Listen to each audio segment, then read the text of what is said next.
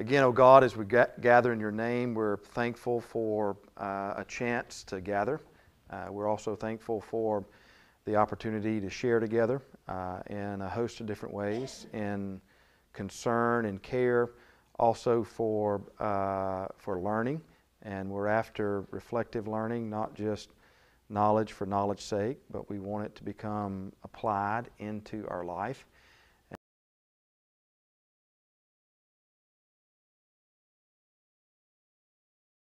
For these concerns that we've mentioned, and we know there are thousands more, if we were just to take a moment and actually go through the burdens that we carry, some heavy, some full of grief, full of pain.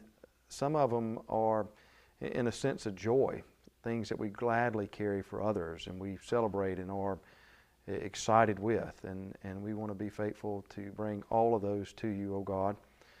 For our church and for so many other churches that in this time of year is a busy time of year, we want to just lift up, and in doing so invite again your presence into what we do. In the end, what we want to be is not just, as the scriptures say, your ambassadors, but we want to be exactly in the place where your kingdom is coming inside of our world, and then to be participators in that. This we humbly ask in the name of Christ. Amen. Amen. All right, we're going to hit the next phase, which would be Exodus 32 through 34. But I want to recap for about maybe 15-20 minutes on some things. Last week we looked at a very long piece in Exodus that basically deals with after the commandments are given and the covenant is confirmed again in chapter 24. You begin midway through 24 all the way up to 31. The answer to the question of how do people then approach this holy God who's in covenant with the children of Israel. And so you have answers to that. You have a development of a sanctuary, you have or a tabernacle, and there's all kind of there's a host of prescription, different things that are built. Great level of detail goes into that, different altars. And then at the same time, you have the development of who then is going to care or service that. And you have the formation and the installation of the priest, and there's great length into that. And so for that long segment of chapters, you've got basically God giving to the people this answer of what do you do? How do you approach me? Grace has been given, covenant's been established. I've given you insight into what it's like to live.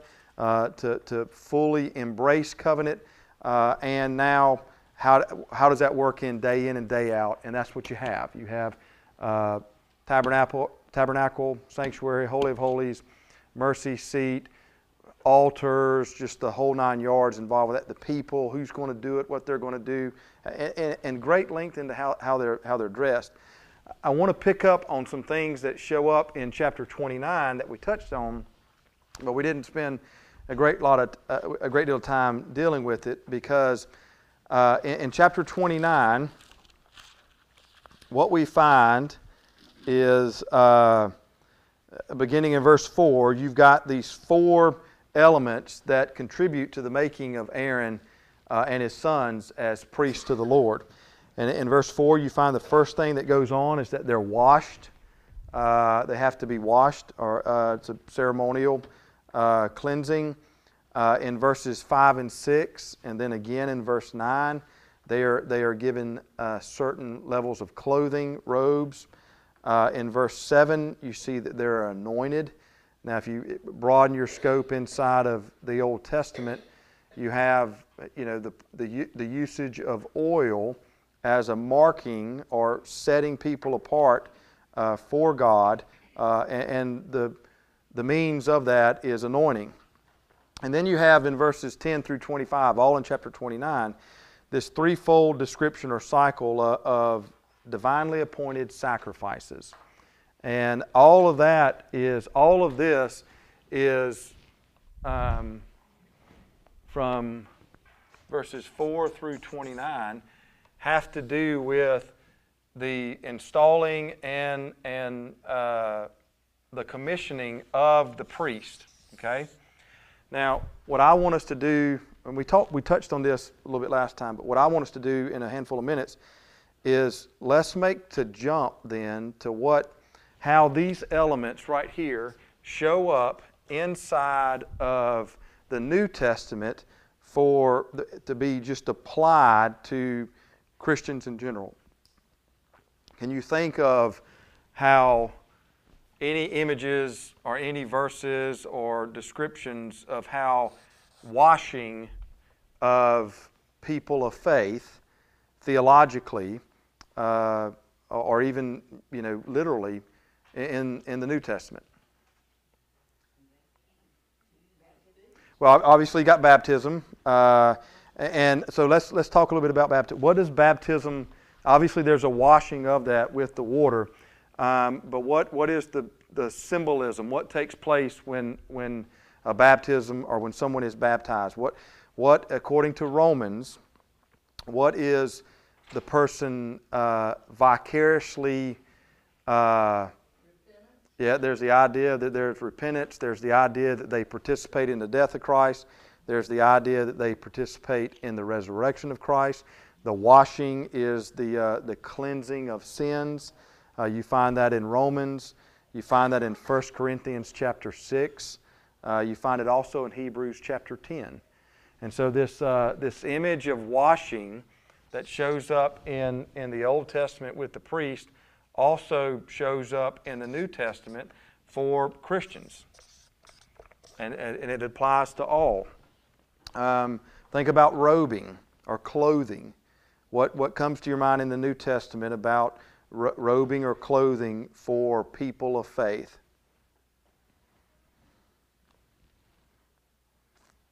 Think about what about in Revelation? The idea that they're giving a robe. All right, and it symbolizes a level of righteousness. In Romans 4, you have Romans 4, 3 through 6, you have the idea of being clothed in Jesus Christ. Same thing shows up in 1 Corinthians 1, 2 Corinthians 5, Philippians 3. And the concept there is what we call imputed or credited righteousness, that people put on. They've been washed, cleansed of their sins, that participating in the death and the resurrection, they now have been clothed in righteousness. The idea is that you've put on now Christ's righteousness. That's been credited to your account. And Paul is real, of all the writers in the New Testament, Paul goes, that phrase of putting on the Lord Jesus Christ, that's a pet phrase for his. And I mean, it's you pretty much can find that in a number of his epistles in the New Testament. Romans for sure, and Galatians. He spends a lot of time talking about that. Often he'll talk about since you have put on Christ, and so it goes back to this idea here, this clothing, this robing concept, or this element that we find beginning here in the priest. Anointing. Okay.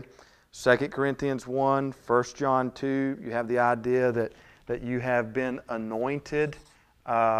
Same concept, setting apart. Separation, that's what anointing has to do with. Holiness in itself as a word is to be set apart.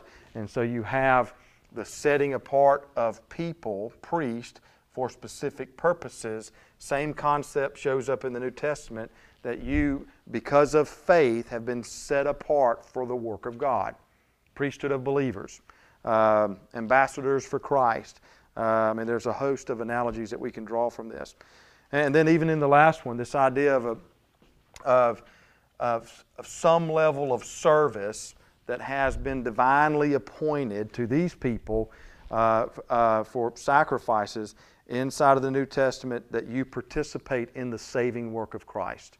I mean, we Hebrews by far is the biggest book on this. The whole chapter 10 is devoted to that. The first part of chapter 10 talks about Jesus being the once-for-all sacrifice.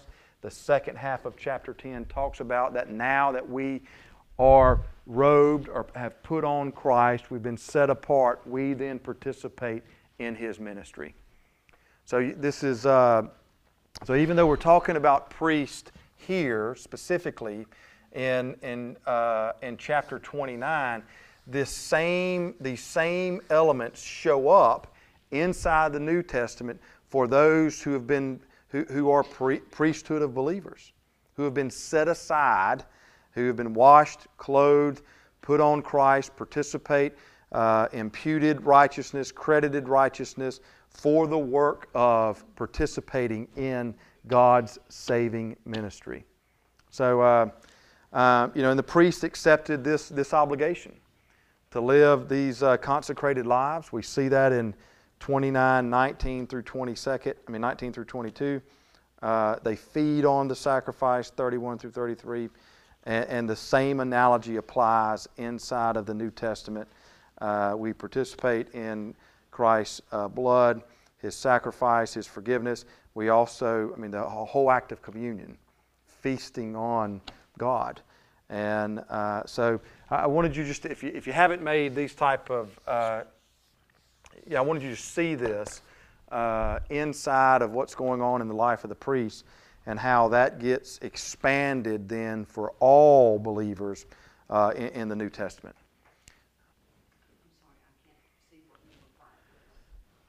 Number 5. I don't have enough, just 4. Threefold cycle of divinely appointed sacrifices. Threefold. Because in 29:10 through 25, the text talks about the different types of sacrifices. There's one, I think, it's listed as a bull, one as a ram, and what you're supposed to do with each one of those sacrifices. And that's a daily, that's a daily responsibility on behalf of the priest. They sacrifice in the morning, sacrifice at noon, sacrifice in the evening, and they're told to not let the fire go out. Well, I don't know if you've ever barbecued anything for a long time. That's what a sacrifice was.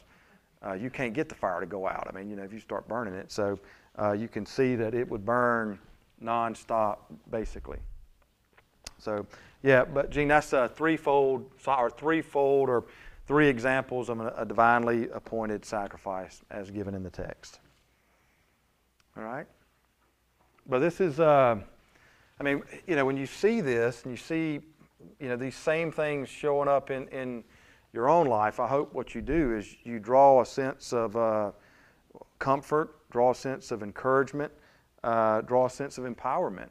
You're participating in a long line of things that people were set apart for the ministry of God, the care of God, the care of God's things. And it gets, in the New Testament, it's for all. It's not just for one sect or one group of people. Even inside ordination is the setting apart of people for one specific task. If you look at Ephesians chapter 4, that's to equip the church to be the church. And so everybody's given gifts. That shows up all throughout the New Testament, particularly in 1 Corinthians. What ordination is the people whose gifts lie in building up the body. They're set apart for building up the body, but once everybody crosses the threshold of the church, it's all the same. When we all leave the church, we're all ministers. Now we live in a world of professional ministers, and I'm not sure that was. You can debate both sides on whether or not that was supposed to be how it evolved into. The idea in the early church, obviously you had apostles, and their ministries are highlighted, but what they're highlighted is building up the church. The role of the professional clergy, I mean, that comes later. I mean, you're talking centuries down the road. And so the concept of ordination is not to set people apart and only to build up everybody, and then we all go out together. And that would probably be the better player coach. You know, that's probably a better idea than it would be, you know, than anything else. But this, you know, when I was looking back over last week, I go back and look at the videos sometime to see where we ended and what we talked about and what we didn't talk about. I wanted you to see this because I think this is fairly important as you make a jump from Exodus into the New Testament. So any comments or questions around this whole concept? All right, well, let's get into the real good stuff for this morning, which is how they blew it, and then what happens. So move over to chapter 32, and we're going to look specifically at 32. Very familiar passage. My earliest memory of this has nothing to do with the Bible. It's Charleston Heston in the Ten Commandments coming down. You know, I don't know if you know the scene. I should have Googled it up and we could have watched it. You know, he comes down, that big loud voice, and he throws those commandments, and it hits the golden calf, and then it explodes. And what was then pretty good sci-fi, you know, special effects. Now it looks kind of, you know, like, really? But you know, back then it was actually pretty good. So this is what I remember about this passage: Charleston Heston blowing up the golden calf, and you know, the picture of he goes up on the mountain, and it has that tornado-like wind, and he's sitting there and doing like this, you know, and so that's what I associate with holiness, you know. So Charleston Heston. So anyways, all right. So let's look at the text. 32 through 34 has to deal with this whole issue inside of these ascents. Okay, remember how you've got Moses going up and down the mountain. Moses is on the mountain, and then the people just go bananas, or at least some sect of the people go bananas, and what all that means and what takes place. The key concept in the first part of this has to do with sin, and there's something to think about here. Up until this point, sin really has not been. There hasn't been a lot of conversation around it. It's only been mentioned 10 times up until chapter 32. And all 10, 8 of the 10 have to deal with people other than the children of Israel. It's in chapter 12, even with the Passover. The whole concept of Passover doesn't talk about a one-to-one relation to sin.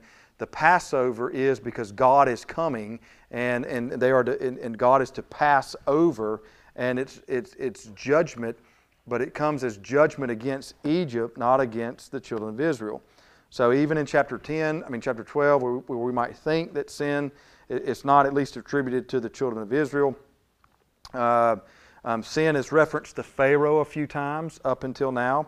You see that in chapter 9. 9:27, you see it in chapter 10 a couple of times. Moses alludes to the fear of the Lord in the giving of the commandments in chapter 20, that the fear of the Lord can restrain people from sin, but that even has a future connotation. Fear the Lord so that you won't sin. And then when he talks about in chapter 23, he talks about driving out the inhabitants of Canaan, and be careful not to follow their ways, or you will sin. So again, that has a future connotation. So up until this point, there's been 10 times sin's been mentioned. Really doesn't have to do with the children of Israel, other than be careful what takes place in the future. But in chapter 32, Katie barred the door, because it is completely different. It's a different deal all the way around. In chapter 32 through 34, there are 11 references to sin specifically related to the children of Israel. So if it's only been 10 times for 31 chapters, and the only 2 that have to deal with the children of Israel have to deal with it on a be careful not to not sin in the future, chapter, this 2 chapters here, 32 through 34, and it's really chapter 32. 11 times it's mentioned. And what we discover is that it's not just sin, but what the text says is they have committed a great sin. So at least you have some form of an adjective in chapter 32:30 to describe that it's not, if there is a run-in-the-mill sin. Now these are my terms, okay? You don't find this in the Scripture. It's not that. Whatever consider is heinous or great or big or serious, that's what we got. And so we're going to look at 32. So let's spend some time reading 32. If somebody could read for us 32:1 through 32:6. All right. When the people saw that Moses was ready to come down from the mountain, the people gathered around Aaron and said to him, "Come, make gods for us, who shall go before us. As for this Moses, the man who brought us out of the land of Egypt, we do not know what has become of him." Aaron said to them, "Take off the gold rings that are on your ears of your wives, your sons, and your daughters, and bring them to me." So all the people took off the gold rings from their ears and brought them to Aaron. He took the gold from them, formed it in a mold, and cast an image of a calf. And they said, "These are your gods, O Israel, who brought you up out of the land of Egypt." When Aaron saw this, he built an altar before it, and Aaron made proclamation and said, "Tomorrow shall be a festival to the Lord." They rose early the next day and offered burnt offerings and brought sacrifices of well-being, and the people sat down to eat and drink and rose up to revel. All right. Just off first reading, what prompts? I mean, what do you see that just stands out in the text that would almost be like, Aaron? Well, hang on. Before we get to Aaron, but there's 2 things that happen before we get to Aaron. We're going to talk about Aaron for a minute, and but what happens before we even get to Aaron? All right, we get impatient. All right, what's before then? Bingo. All right, the first thing that we notice is that when the people saw that Moses was delayed. Okay? Now, at one point, I mean, if we just read the text, we could say, "Oh, well, Moses was delayed. We know how the story's going to end. He's only up there getting some insight. I mean, it's just, it's a few days here. It's just, it's not. We know it's really not a long time, comparatively speaking. It's not like it's years at a time. But what do we do when we have an expectation, at least of either God or God's people, or God, whoever leadership or whatever, and that expectation is unmet? And hang on. Say it again. Is that? That can happen. That's what happened here. Okay, so she said our faith wavers. All right, devastated. Is that a good enough excuse? I mean, so let's. My point is they're going to be, even inside here, okay, you have an expectation of at least what the people thought should take place. All right or wrong, at least that's where they're at, that's their thought. And when there is a prolonged absence in some form or fashion, that could be with people, as in your expectation towards people, that could be with expectation towards God. And there's, whatever your expectation is, you want some level of a desired end. You're expecting a certain desired end, and when that doesn't happen over a long period of time, that's where you find the children of Israel first. One thing that I think is okay, hang on. Let me get Pat. Okay. was that they get so accusatory. This man. Yeah, hang on. Yeah.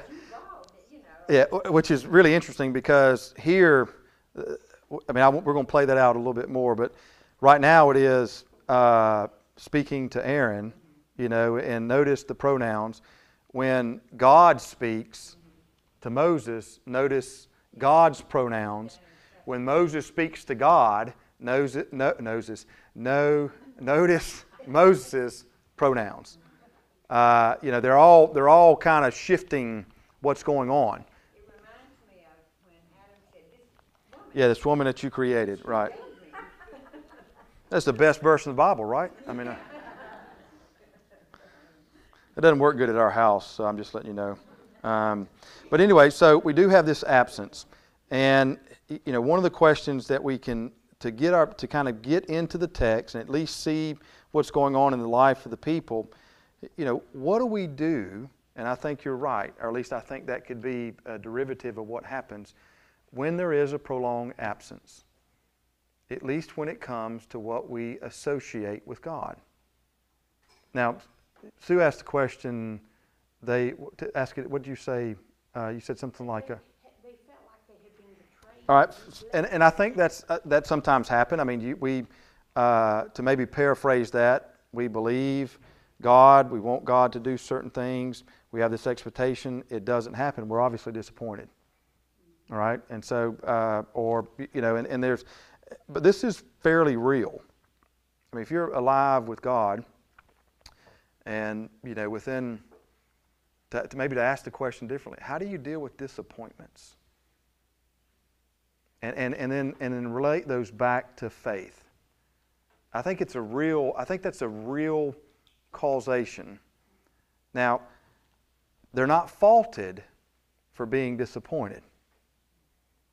Right? I mean, this isn't the sin. Okay? All it says was the people saw that Moses was delayed to come down from the mountain.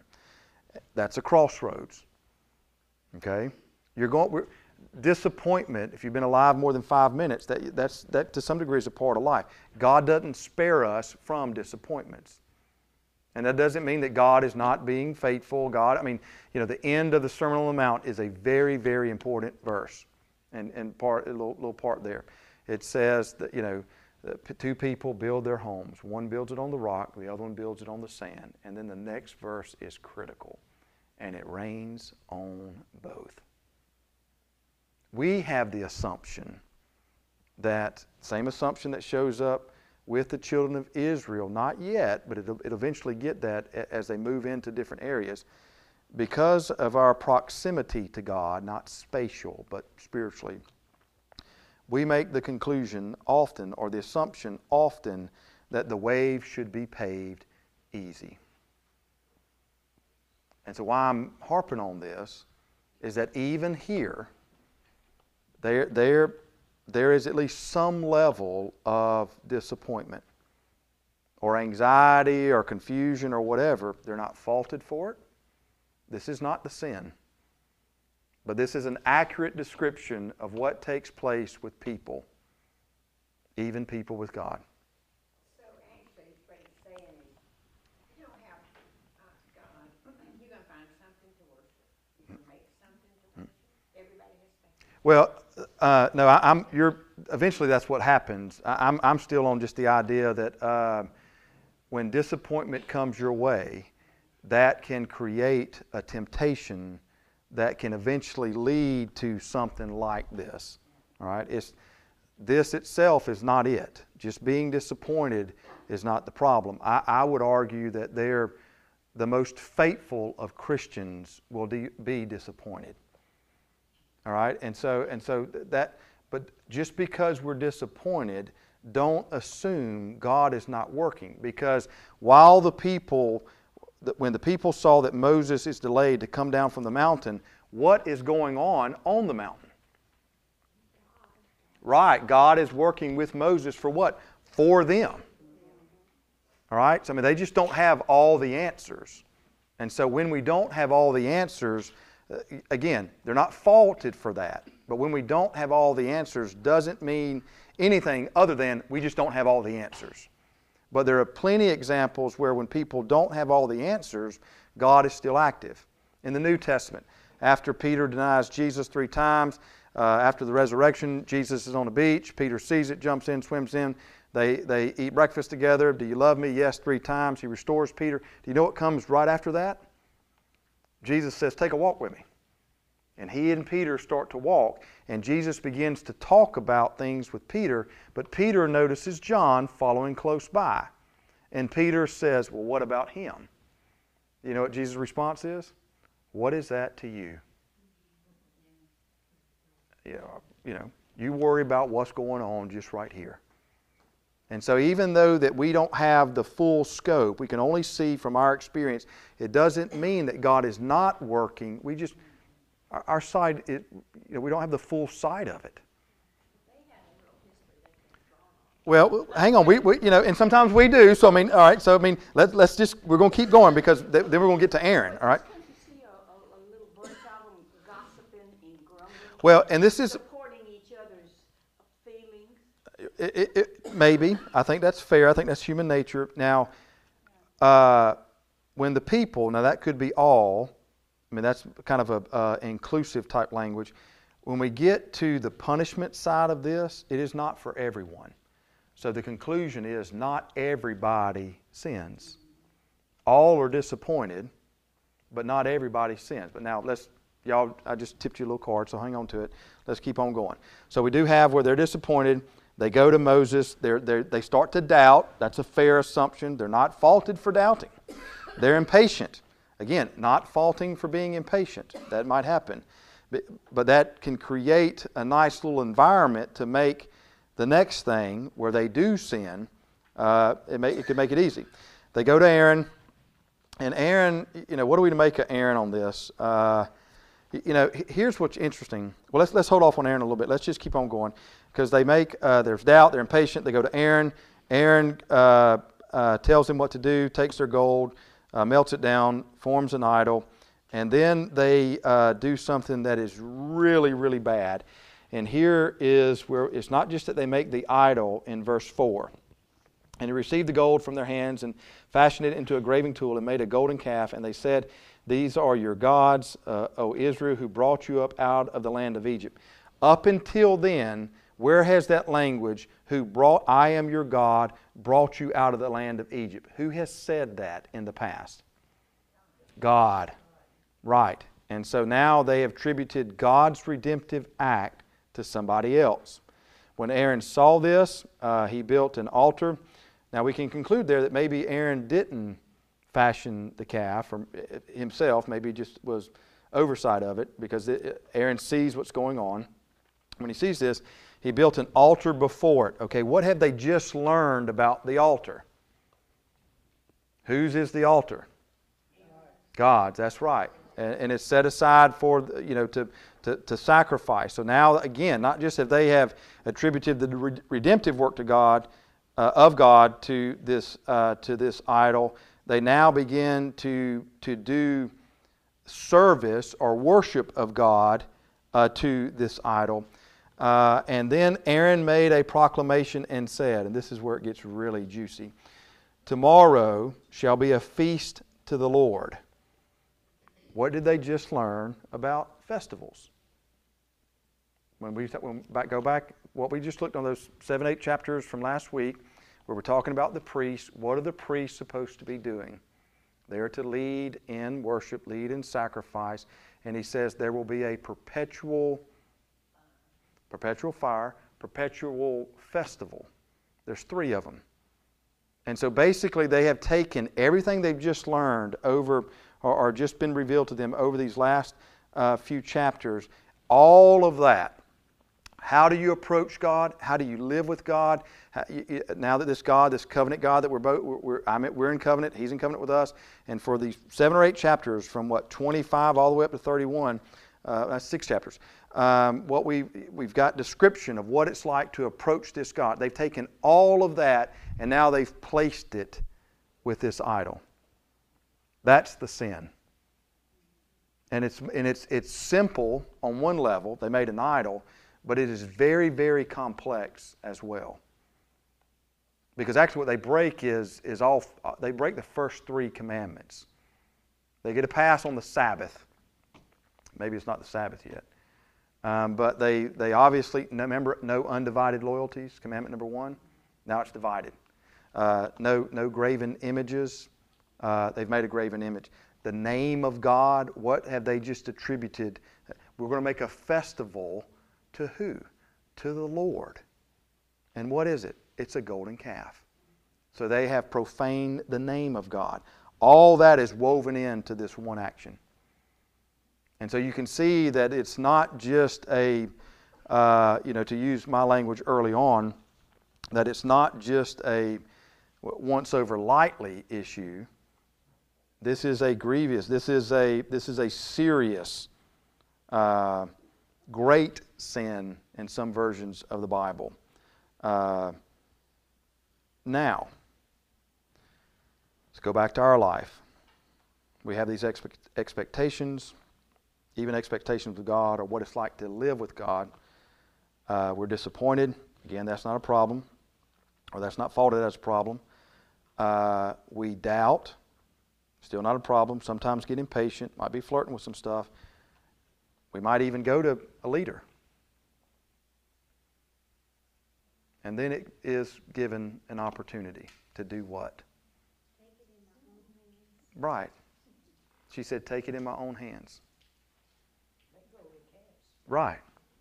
And we do that. I mean, and not we specifically. Maybe, you can answer that for yourself. We as humanity do this all the time. Well, it does. Now, what we'll discover is not everybody participated in it, because when the punishment comes, not everybody is dealt with. Right. There's at least some level of a segment of this group that walks down that path. Now, the comforting thing is that, they have expectation that's not met. Moses, we don't know where he's at. We don't know what's happening to him. They doubt. They become impatient. They go to Aaron. Now, we haven't talked about Aaron just yet. We will in just a minute. But they go to some level of a leader, and then they take it in their own hands. These first three, there's nothing wrong with that. Don't see that as the problem. The problem is, what do we do when these things aren't met and we find ourselves at a crossroads? Do we stay faithful, whatever that might look like, or do we take it in our own hands and end up doing things that violate all aspects of our faith? That's what's going on in the text. And so, let's talk a little bit about Aaron. Well, let's stop for a second. I want to ask if there's any questions or comments, because this is just on the verbiage alone inside the text. This is pretty serious. The language is it's going to get. Obviously, you see some accusing going on with Aaron. We're going to look at what Moses. Or let's keep going. Let's look at verse 7. And the Lord said to Moses, "Go down, for your people." Notice how the pronoun has changed a little bit. Whom you brought up out of the land of Egypt have corrupted themselves. Did Moses have any awareness of what was going on? No. God has to inform him of it. So they have turned aside quickly out of the way I commanded them. We just talked about that from the previous chapters. They have made for themselves a golden calf and have worshipped it and sacrificed to it and said, "These are your gods, O Israel, who brought you out of the land of Egypt." God is telling Moses in descriptive terms all the things that, why this is what we would call a complex sin. They made an image. They have worshipped it. They've sacrificed to it. They've said, "This is my name." And then the Lord said to Moses, "I have seen this people, and behold, it is a stiff-necked people."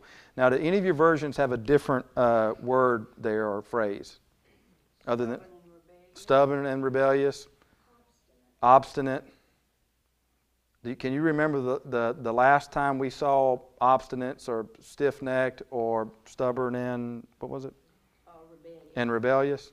That was an adjective to describe who? Pharaoh. Exactly right. Same word that describes Pharaoh two different times is now being attributed to the children of Israel. That stiff-necked, stubborn, obstinate. Now therefore, let me alone, that my wrath may burn hot against them, and I may consume them, in order that I may make a great nation of you. Now, if this is Moses, on one level, this might sound pretty good. Maybe this is where we get the concept of throwing people under the bus. Moses could have thrown the people under the bus, could he not? I'll make you a great nation. Now, when did we hear great nation before? Who is that normally? What's that? Abraham. In the very beginning of Exodus, when God remembers His covenant with Abraham, what does He inform of Moses? In chapter 2 and 3, He says, I'm the God of Abraham, Isaac, and Jacob. And I have, He retells the covenant to Moses. And because I'm in covenant with them, I'm going to make good with you. But the promise was to make a great nation out of Abraham, not to make a great nation out of Moses. But here we have at least some level of discussion that says, get out of the way. I'm going to blow them up, and I'll start over with a great nation with you. Now, if Moses was, I don't know, whatever term you want to put there, that's probably be ambitious, whatever. There's a lot of things that we could add to that. This might sound pretty tempting to him. Right? We can replace Abraham and put Moses' name in there. That's real, whether we want to agree or not. Just look at, you can look at our society and see how that shows up in a number of different places. But you got God ready to move and to act. Moses is unaware of what's going on. Notice the pronoun change that is taking place. God is getting ready to act. Now let's see what Moses does. Does Moses throw him under the bus? Verse 11. But Moses implored the Lord, his God, and said, O Lord, why does your wrath burn hot against who? Your people. Isn't that interesting? Whom, what's next? You have brought up out of the land of Egypt with great power and with a mighty hand. It's interesting now that, this is pretty good. What you have is, you had someone, I forgot which one said it, the whole passing of the buck. There's a lot of blame shifting going on. The people to Aaron, you got the people to Aaron, why, this is what's going on. Later on, when Aaron gets called on the carpet, Aaron pushes it off to someone else. But at least now you got God, pushing it off to Moses. But you got Moses redirecting it back to where it sits. Are y'all familiar with triangles? You ever heard of that in counseling? Triangles, we all get into triangles all the time. And if you're in relationships, you're in triangles. There can be a triangle between, you, maybe a friend or spouse, and then, like a child or something. That's a classic triangle. But it can be friends, it can be institutions or whatnot. And what happens is human nature does not like to embrace anxiety. We just don't, as a habit. And so say if you and your friend have anxiety and y'all are not getting along, or your spouse or whoever, one of the other might want to triangle in the child so that then the anxiety can be passed on to the child, and the child could maybe affect the other person. Does that make sense? That's a triangle. And so instead of, let's just, we'll make something up, and I'll use myself. We'll say Brooke, Shane, and somebody else. So we'll say Brooke, Shane, and you can put you in here, all right? So let's just say Brooke and Shane are not getting along at all. There's all kind of anxiety. And let's just say Shane didn't do something that he was supposed to do. And so instead of Shane owning his own stuff, what he does is I might say, well, you know what, my wife, can you just go talk to her? She's being unfair. Y'all, you know things, you have more experience than I do, and here we are, go talk to her and see if you can get her to do X. All right? That'd be a triangle. And so instead of me dealing with my own anxiety that caused it, what human nature likes to do is push the anxiety back onto someone else. And so what you have, and this blame shifting is, or or deflecting is a perfect way that we do that. Moses is gone, Aaron, you got to solve this. You got to have somebody to lead us. Make a God. All right? So, I mean, instead of Aaron saying, now hang on, wait a minute, Aaron, we'll get to him after the break. Aaron pushes it off. God sees what's happened. Moses, it's on you. And Moses does the right thing. God is the one that's angry. God is the one that's about to act. What Moses does is he pushes the anxiety back to where it should be with God. It's up to you to determine what you want to do. It's not me. All right? And so the way, in triangles, the way you deal with a triangle, like say you can insert your name here. So if I, instead of dealing with my own anxiety, I go to you and say, can you go talk to my wife and straighten her out? The way you deal with it is you put the anxiety back on where it should be, on me. What do you need me to do this for? Sounds like you're the one with the issue. Yeah. Now, we don't like that because that makes us feel like we're rude and stuff like that. But I mean, this is how you get out of a triangle. You put the anxiety back on where it should be. All right, God, it's you who brought them out. And you have done it this way. Now, it's up to you to determine what you want to do. Keep in mind that if you do, let's pick back up on the text, verse 12, people, why should the Egyptians say, with evil intent did he bring them out, to kill them in the mountain and to consume them from the face of the earth? What are they going to say? Have you thought about all the ramifications of this, God? Turn from your burning anger and relent from this disaster against your people. Go back to the covenant. Remember Abraham, Isaac, and Israel. Jacob, it might say there. Your servants, to whom you swore by your own self. Again, he's calling back all the things that God told him earlier in the book of Exodus.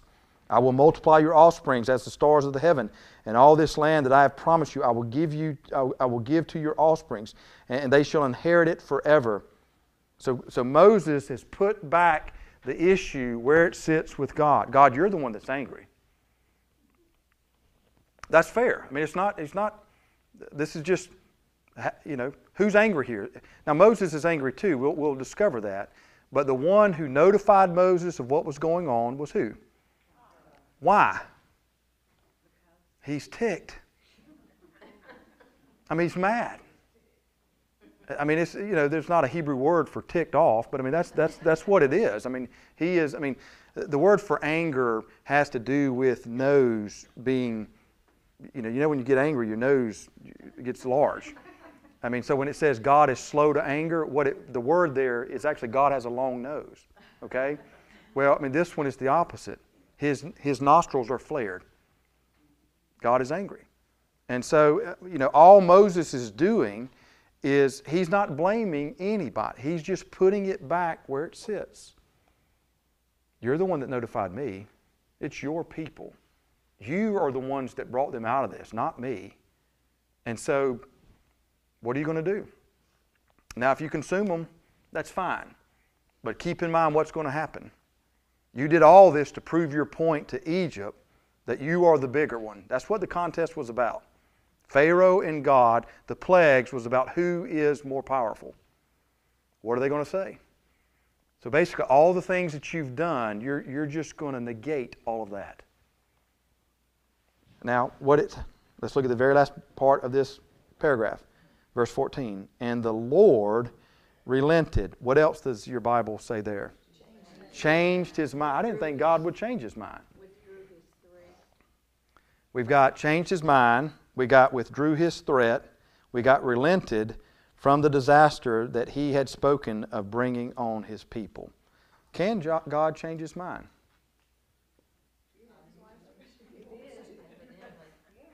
Okay, well, I know it's hard to admit it. Go ahead. You can say it. It's not the end of the world. Right. We say God is unchangeable, unchanging. Now, when we say that, what are we describing? Really his character. Right, in his nature.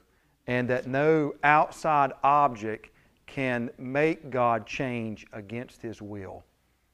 So you need to understand theologically what we say whenever we say that God is either unchanging or unchangeable or omnipotent, and all those things. What we mean is that there's not an outside force that can make God change His will when He doesn't want to. But to say that God is unchanging doesn't mean that God, we have examples of here where He changed His mind. There are other times that happens. And so, that's not...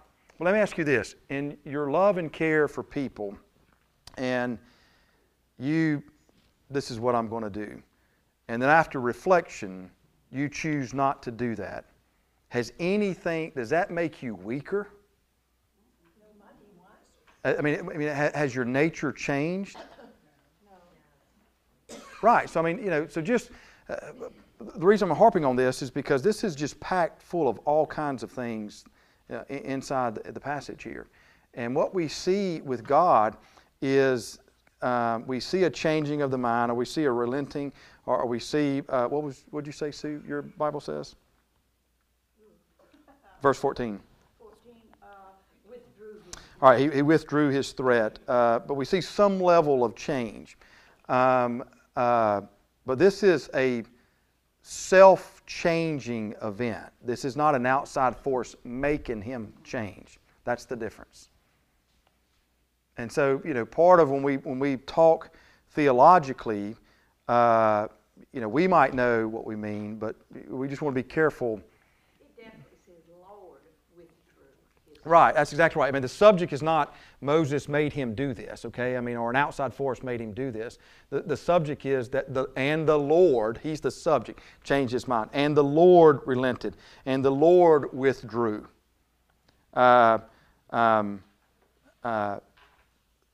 that's not a knock on God, or on His character, or on His nature, or on His power. Does that make sense? I wanted to flesh this out for us. Mm-hmm. Right. There's actually what we call this is in theology, if you want to do some extra reading on it, progressive revelation. The person only sees a little bit. God sees the full picture. And the person's perception is that as they walk more, they get, more is revealed to them.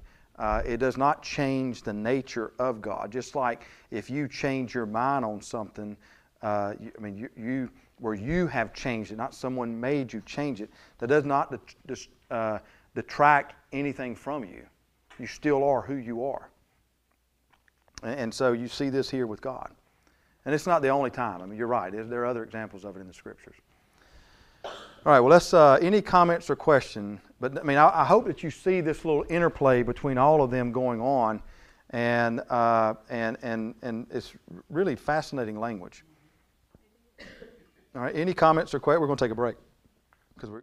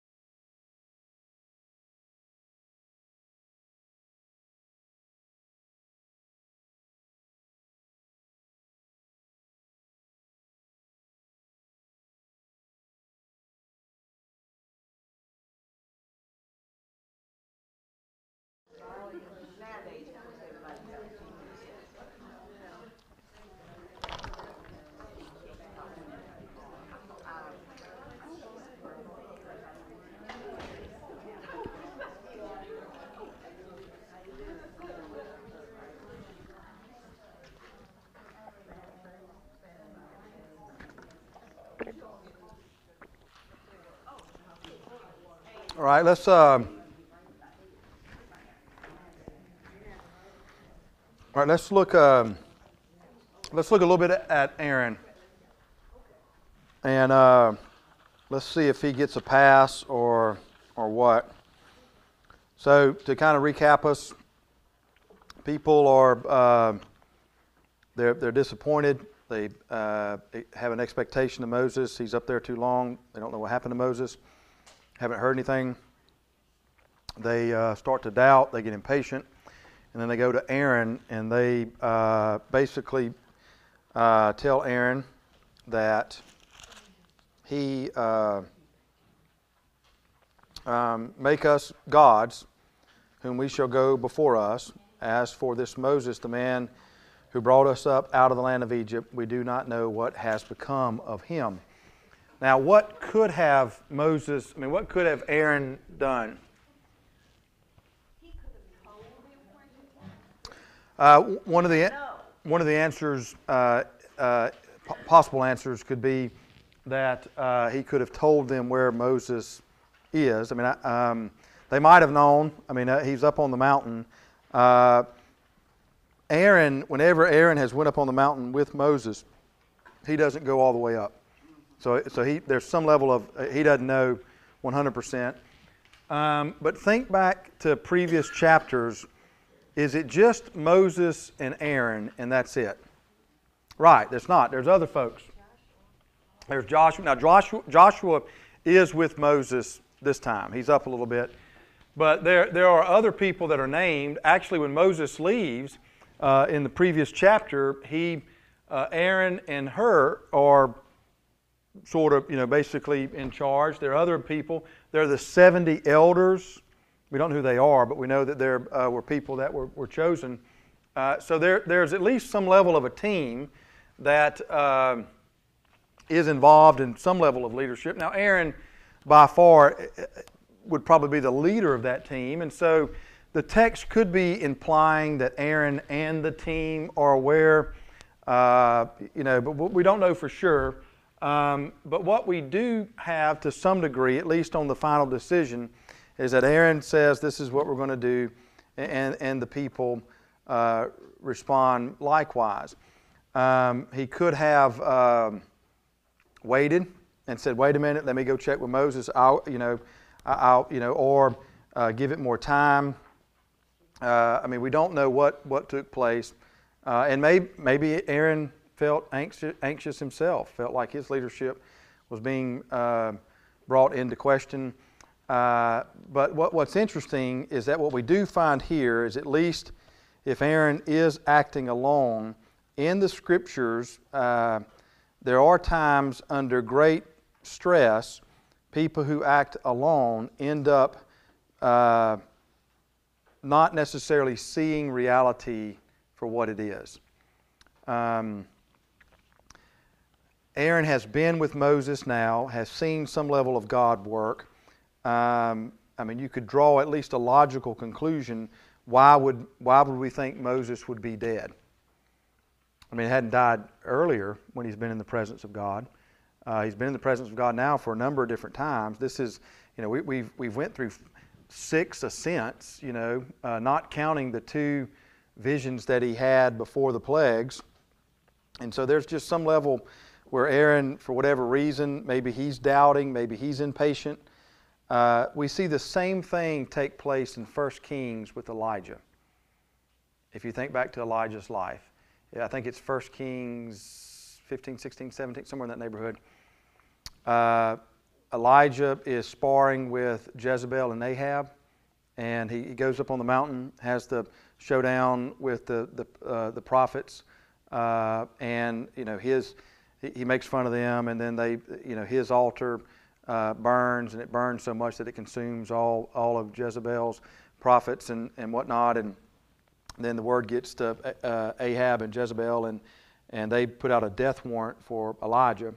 And Elijah comes down from the mountain after this big, just huge outpouring of God's activity and God's power. And immediately Elijah says, I'm the only one here. And that's not true, because and he starts to run away. Well, he meets Obadiah on the way. And Obadiah says, and he says, I'm the only one that's been faithful. And Obadiah says, well, no, you're not. He says, I got 1,000 priests hiding out in the caves.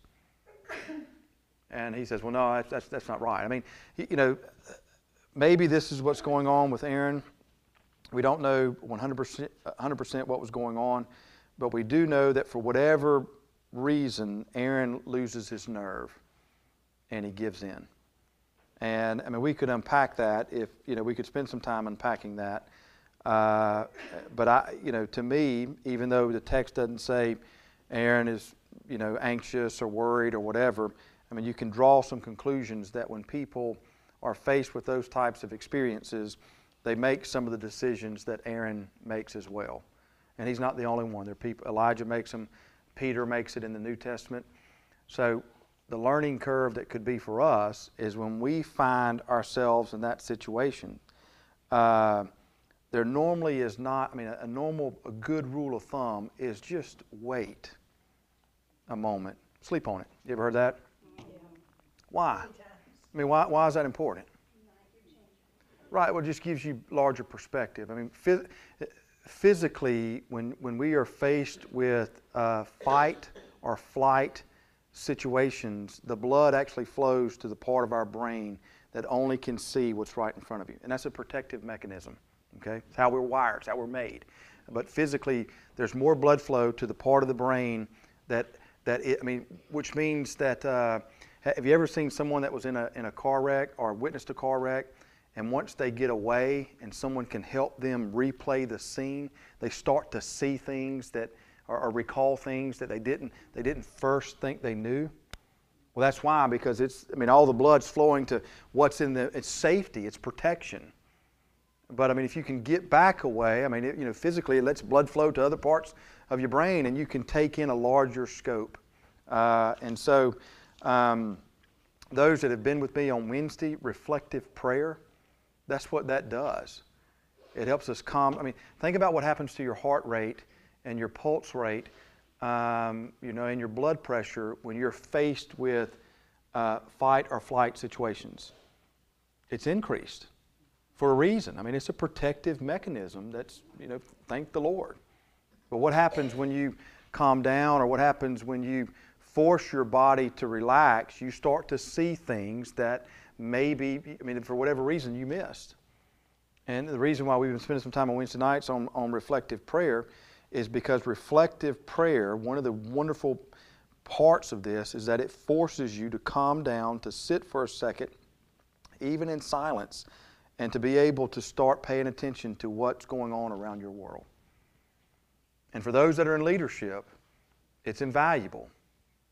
I think you can make a case here for Aaron. You can make a case for Elijah. You can make a case for Peter.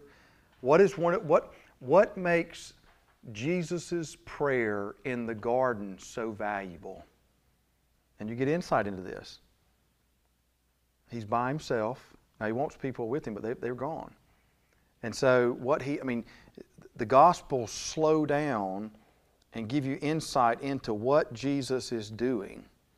He's fearful. Why? He's going to die, and he knows it. That's you can't argue that fact. That's exact. God, take this cup from me. Why? Well, I know what's about to happen. And it's larger than his death. You get into the theology behind that. But in reflective prayer, that's what Jesus is doing in the garden. His vision gets wider from just the immediate of what's about to happen. And he finds that, that leads to strength to be obedient. And so, one of the things that you can do going forward in any of your studies of the Bible, particularly those that are in leadership, when they make decisions that are hasty, pay attention to how many times that's good. Sometimes they are. Pay attention. Go back and reread the Kings and the Chronicles and the Judges. What happened? See the people who are leaders who can pause for a minute, and often the way the Scriptures give you insight into that, it shows them praying. And what that does is that gives them a wider focus. They're able to tap into, God is, sometimes it's revelation, sometimes it's direction, sometimes it's courage. Physically what's going on is, they're getting blood flow to other parts of their body. And they're able to make wiser decisions. So, right. No, absolutely. So go back to this whole equation that's going on. Expectations not met. There's disappointment. There's doubt. There's even levels of impatience, which then leads to a crossroads. We can respond with haste, and we might be just like Aaron, or we might be just like the people who participated in making the idol. Or is there another way? And I would argue that there is. May I ask, Sure. this may be just a trivial thing, but they said, "O Israel, these are the gods." Mm-hmm. They had been led by only the one God. Right. The language there in the Hebrews is not as clear, at least compared to commentaries. And there's debate on whether or not they're going back and drawing up. Obviously it's an image of an animal, drawing up some of the Egyptian gods or just some of the gods of the surrounding area. And we don't know. We have a plural for their gods, and there is a distinction between the name of God, that I'm one, that the children of Israel have embraced and are in covenant with. But you're right. We don't know if the calf was to be for a single god or if it was supposed to be for multiple gods. That's an interesting question we don't have the answer to.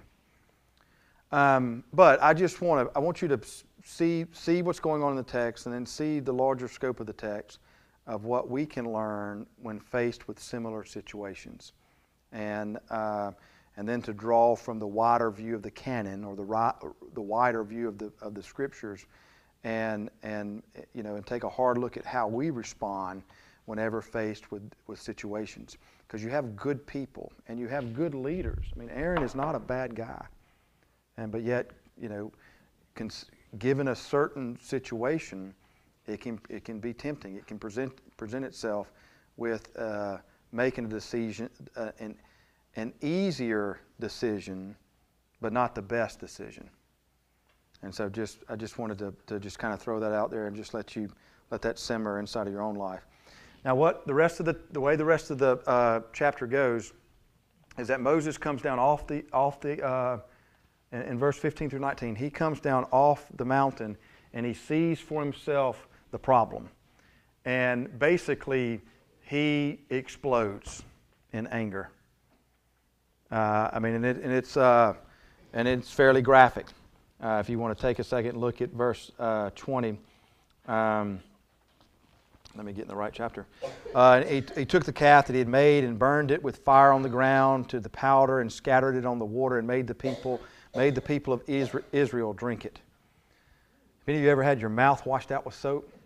This is the Old Testament version of that. And Moses said to Aaron, what did this people do to you that you have brought such a great sin? Again, that great sin upon them. And Aaron said, let not the anger of my Lord burn hot.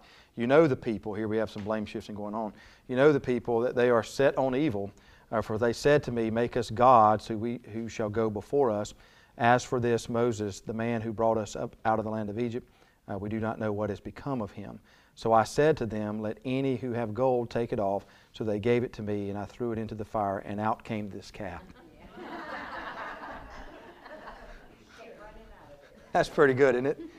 I have used that. I don't know what happened. I was here, and then all of a sudden, boom, there that happened. So that sounds like a wonderful excuse, doesn't it? So, but you have Moses seeing what's going on, and he comes down. He throws the tablets and destroys the calf, and he mixes it all together, and he makes the people drink it. And then he moves in on Aaron.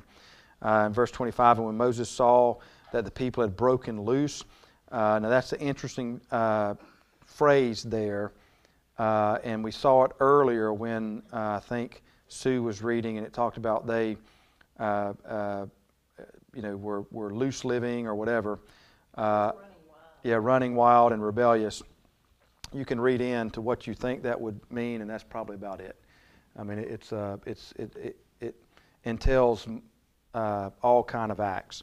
When Moses saw that the people had broken loose, for Aaron had led them break loose to the decision of their enemies, then Moses stood in the gate of the camp and said, "Who is on the Lord's side? Come to me." And all the sons of Levi gathered around him, and he said to them, "Thus says the Lord, God of Israel, put your sword on your side, each of you, and go to and fro from the gate to gate throughout the camp, and each of you kill his brother and his companion and his neighbor." Now that phrase there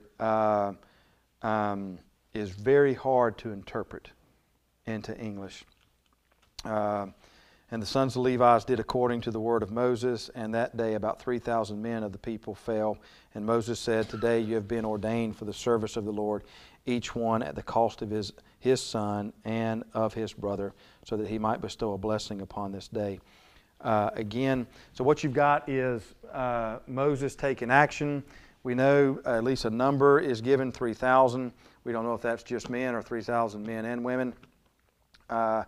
But what we do know is that that's not everybody. And so compared to the population of the children of Israel, this is a small group that participated in the idol worship and the great sin. I wish I could give some better insight into, kill his brother and his companion and his neighbor, what that really means. One of the word pictures is that your hands are full. That's one of the literal translations, that, put your sword on and go out until your hands are full. I mean, I don't. It's obviously some Hebrew idioms that are going on inside the text, but it is a parting of the ways to some degree between those who acted in this great sin and those who did not.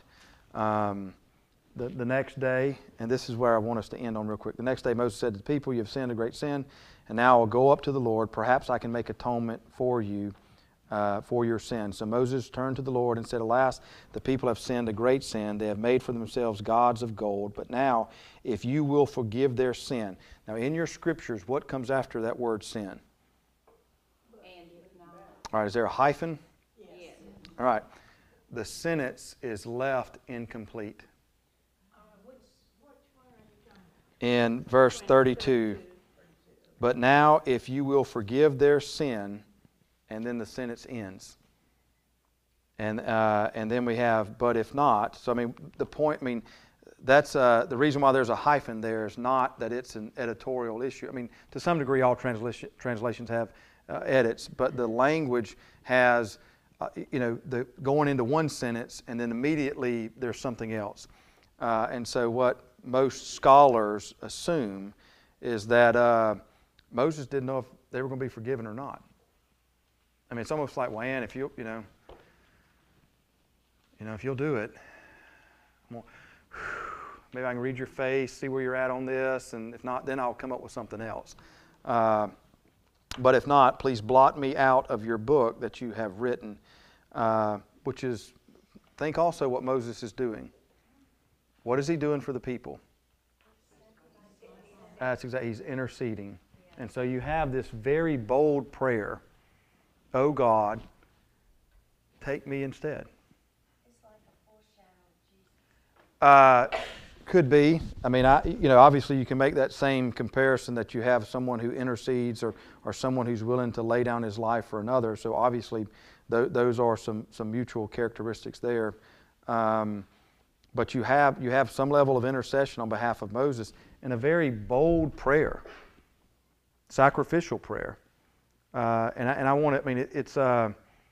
I've read Exodus 1,000,000 times and have never really paid attention to that to any great detail until now in this study. Just sit with that for a minute. You just come down the mountain, people you've been leading out, at least to some degree, some level of it. There's been a great sin that's been repeated multiple times.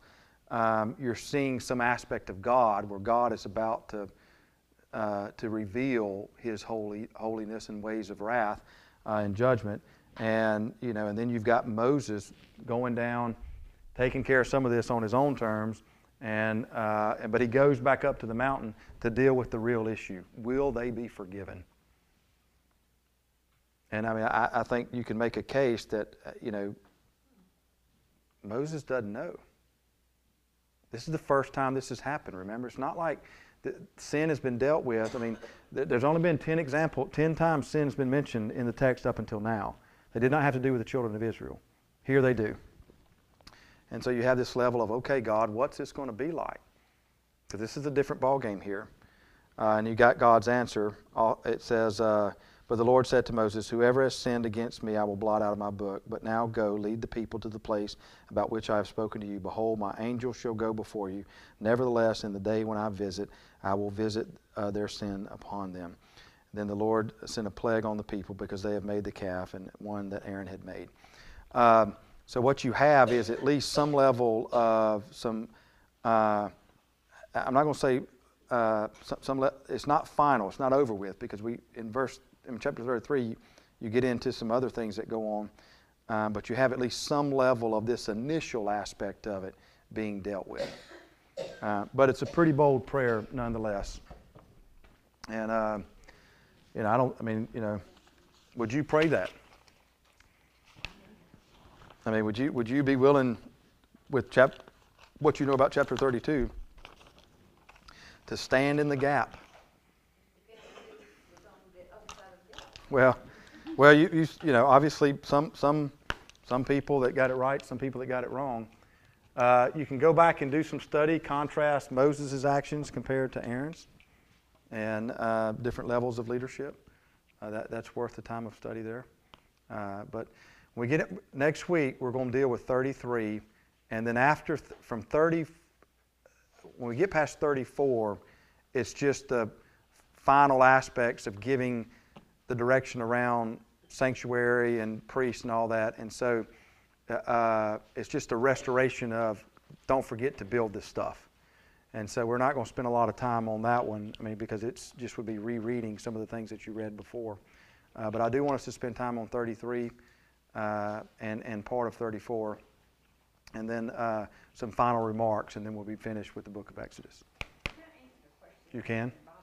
I really hadn't thought too much about it until I read that Moses came down with the calf. Did they have the Ten Commandments before then? Nope. Well, then how did they know that? Well, it's hard to determine. In in chapter 20, they have them, and the people saw it, and they said yes to it, and then you've got them coming down with it again. So, in chapter 32, the answer, we don't know if they had it or not. I thought they did. Yeah, chronologically, what some scholars, and we'll dismiss because this is a little bit longer to answer this. So I know some of y'all have to leave right at 11:30. So, but I'll continue talking. But I know you have things to do, feel free to go. What some people think happens is that in these ascents, that they are theologically, Exodus 1 to 19 or 18 follows a level of chronological order. Moses, he has his call. He goes down to Egypt. They do all the deal with the plagues, and then he brings them out to the mountain. When we get to the mountain, we start the second half of the book. And a number of scholars think that the book then doesn't follow so much a chronological aspect as it follows a theological aspect around these ascents, okay? And there's 7 of them. And that's, you can weigh all that. And each ascent up the mountain is for some level of description that outlines the covenant. For instance, like if you compare the synoptic gospels, Matthew, Mark, and Luke, they take Jesus' life in a 3-year period, okay? But they don't record everything that took place in a 3-year period. If you look at the Gospel of John, it takes Jesus' life only in 1 year. But the book of John is theologically aligned around these 7 I am statements. I am this, I am that, I am this. And so if you look at the Gospel of John and you say, well, gosh, Jesus only lived for 1 year. Well, I mean, okay. I mean, but you can look at the synoptics and say, or his ministry was only 1 year. You look at the synoptics and it's a little bit different. Now, the reason we know that is because there are different times in the synoptics where it talks about where the grass is green and it's not, the grass is green and it's not, and he goes up to these different festivals all the time. And so we can piece that together and see that he's talking about 3 years. But in the Gospel of John, it's not. It's just a 1 year, because the book itself is not trying to describe every event in Jesus' life. It is written to describe it theologically. All right, does that make sense? Okay. Well, what some scholars, now keep in mind, the Torah itself, it was one book. Genesis, Exodus, Leviticus, Numbers, Deuteronomy, all one book. And so, what we've done is we've broken it down for bite-sized pieces so that we can understand it. And so what many scholars believe is that Exodus 1 through 18, it has to deal with getting them out of Egypt. And then 19 is 19 through 40 describes what it's like to live in the covenant. And so it doesn't follow it's tied into major theological subjects. Because we don't know how long they were there on the mountain. It doesn't tell us. The middle passage, it only records 4 events in the span of a handful of months. Well, they would have had more than 4. Does that make sense? And so it's aligned theologically around these ascents to describe what's going on in the life of the children of Israel. And so you do have, what does it mean to live in the covenant? Well, you got 10 commandments. Well, before you even get to 10 commandments, you got to prepare yourself to receive what it really means to live in the covenant. So you got these ascents that show up in chapter 19. They're only 20 verses long. Like 1 through 8, and then 9 through 15, and then like 16 through 20 or 22. But it talks about Moses going up, coming down, Moses going up, coming down, Moses going up, coming down. One of them is God says, consecrate yourself because I'm coming. All right, that's the major theological theme. The other one is we need somebody to speak for us. So they elect Moses. Moses is elected again as the leader, not just to lead us out, but he's going to have to be the one, the go-between to speak to God. Does that make sense? And then the last ascent, the third ascent has to do with the holy. God is so holy, you need to make some parameters around the mountain. Don't treat it haphazardly. All right? Then he goes up on the 4th one. That's the big one because he gets the 10 commandments. All right? Well, then he comes down. Well, in the coming down and these next ascents, we don't know exactly. We don't think they are chronologically based because of what you've just asked a question around. Wait a minute, they've already got the 10 commandments. Well, now Moses comes down, but even the commandments are given, and then the next ascent has to deal with what it's like to live with the tabernacle and all the different furniture and the people and whatnot. And then this issue theologically has to deal with what happens when they don't do it. And so you've got a description of what it was like when the children of Israel did not do it, and it's a great sin. Well, what happens? Does God wipe them out? Does God wipe out the children of Israel because of the sin? No. Well, but all the people aren't wiped out.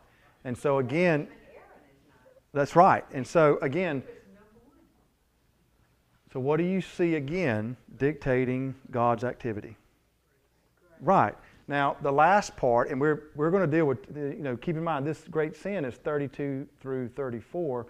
The last part goes back and picks up some of the stuff about building the tabernacle and building, it's a restatement of it.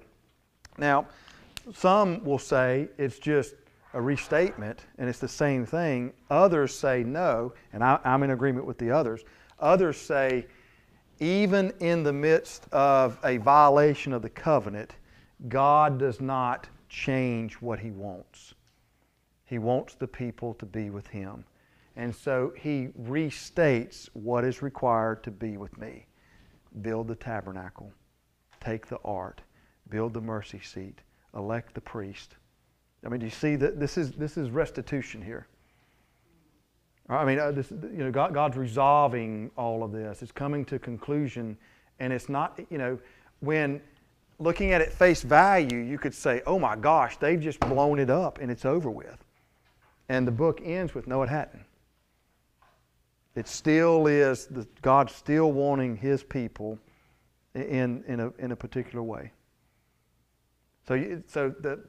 This is theologically linked more than chronologically linked, because you've pointed out some of the ways that, well, hang on, I thought they already had it.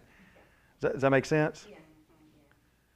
And if they didn't, then... Remember, one of the first things we asked, or what we just kind of wanted to do, is that we're going to ask of the text only what the text can give us. Okay, our writing today is heavily influenced by date, time. We like chronological events. That's us. Okay, that was not. Writing theological histories were very common. That was a form of how do you express your faith, and because they wrote of the mountaintop experiences, they weren't concerned with the day-to-day type stuff. Does that make sense? That's just not something that the Old Testament was.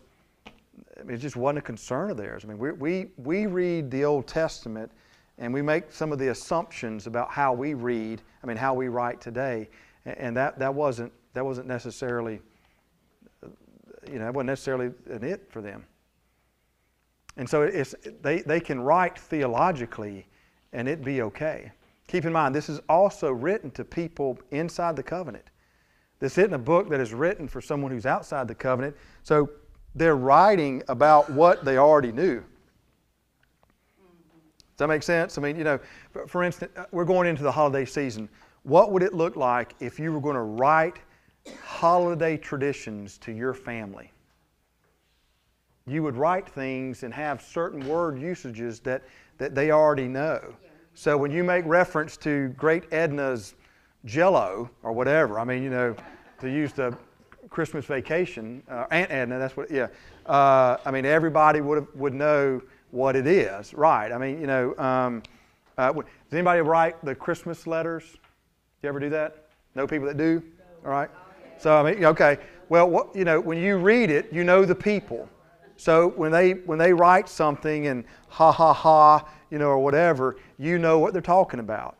Well, if you look at it 100 years from now, and you have no concept with who that person is, you're going to think it's, what are they doing? You're not going to know, or you're going to think they're crazy. And so, but they had no problem describing things theologically. And that's just an expression of their faith. No, you didn't. I didn't get into all that just because it's, you have to get into these schools of interpretation. And